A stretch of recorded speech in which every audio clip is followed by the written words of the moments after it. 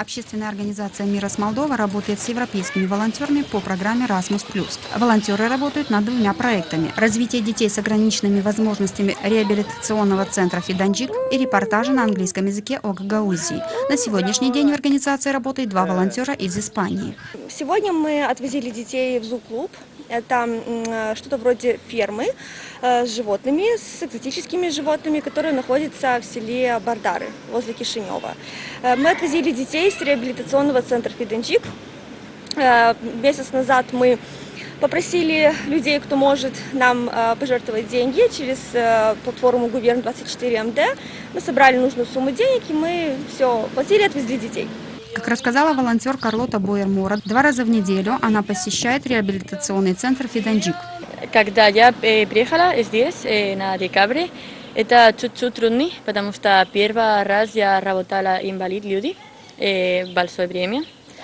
Ну, так и так, это легко. И сейчас дети я как confidence. Уверенность появилась. Да, это. И я хотела делать это проект, эту экскурсию в клуб, потому что сейчас у нас один педагог и я изучала animals, сегодня там, и другой слови, семья, и да, Фиденчике. И это трудно для детей.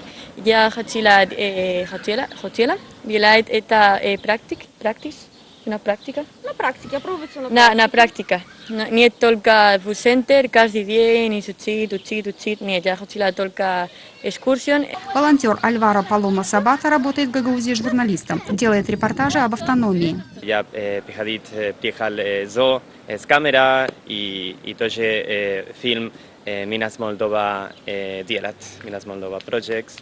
И я думаю, это очень интересно, потому что это очень трудный русский язык, другая культура. Но трудно, но тоже это очень интересно, если ты журналист, потому что ты curiosity, ты открытый. Глаз открытый, потому что это новый. Что это? Организация «Мирас Молдова» существует с 2009 года. Это единственная организация, которая работает с европейскими волонтерами.